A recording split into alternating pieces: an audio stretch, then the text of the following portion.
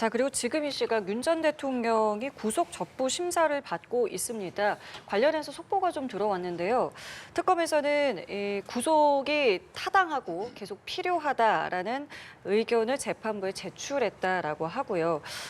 또 서울구치소 측에서도 윤 전 대통령의 거동이 어렵지 않다라는 답변을 했다라고 지금 특검에서는 밝히고 있습니다.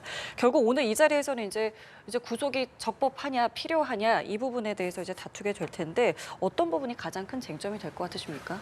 구속되고 난 다음에 사정 변경을 할 만한 사유가 전혀 없잖아요. 그대로잖아요. 그러니까 왜 구속시켰습니까? 증거인멸 우려를 얘기했던 거잖아요. 그 증거인멸 우려는 지금도 여전히 계속되고 있는 거거든요. 내랑 우두머리가 나와서 계속 마음대로 활보한다고 하면 어떤 방식으로든 관련자들하고 소통할 가능성이 이제 높다고 보는 것이고요. 이전에 이미 증거인멸을 했다고 하는 혐의를 받고 있잖아요. 예를 들면 비하폰 삭제 문제라든가, 아니면 그리고 또 그 특수고문 집행 방해 혐의도 받고 있는 것이고요. 경호처 직원한테 지시한 부분들도 다 드러나 있는 상황이잖아요. 근데 그런 것들이 뭐 변경할 만한 사유가 없을 것 같고요. 뭐 굳이 얘기한다면 지금 건강을 얘기하는 거 하나하고 또 하나는 특검이 지금 공소 유지하는 게 맞느냐, 그게 위법성을 지금 얘기하는 건데요. 다 뭐 사실은 구차한 논리인 것 같고요.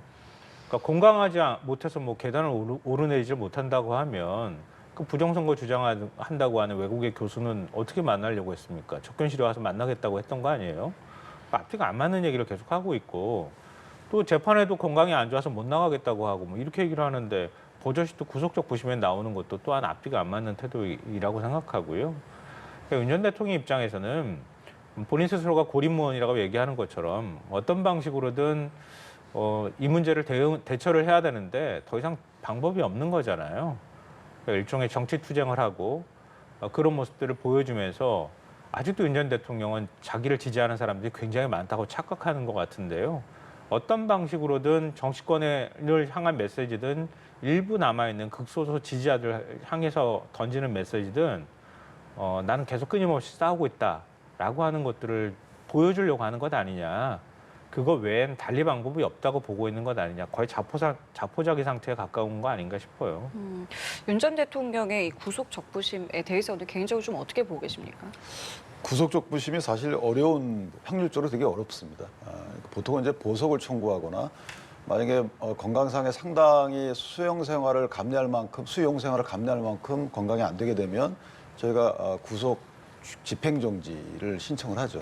근데 어쨌든 구속 적부를 심사한다는 것은 아까 말씀하신 사정 변경, 구속할 필요가 없다, 증거인멸할 우려가 없다라는 사정 변경이 있거나 또는 이제 교정의 의미가 있죠. 이거 원래 영장이 발부되면 안 되는 건데 실제 영장이 발부됐다, 뭐 이런 취지의 주장이 곁들여져 있을 것 같은데, 첫 번째는 이 특검이 신청했던 영장 중에 형소법 208조라는 게 있어요. 이건 뭐냐면 동일한 범죄 사실로 두 번 구속할 수가 없거든요. 한 번 구속됐다 풀려나온 거잖아요.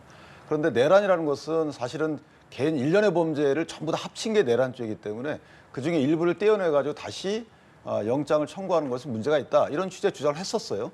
일단 그 주장을 되풀이하지 않을까.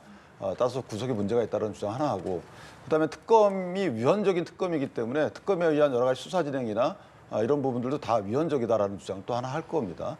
뭐 그 정도의 주장을 펼치지 않을까라는 생각이 들고, 마지막으로 이제 특수고문집행방해 등과 관련돼서 아까 제가 말씀드린 대로 내란죄 범죄 일부에 포함이 되는데 외환죄 수사를 위해서 별건 구속을 한 것이 아니냐. 이게 별건 구속은 위법이기 때문에 이건 위법이다, 이런 주장까지 곁들여서 하지 않을까 이런 생각을 합니다. 예, 알겠습니다.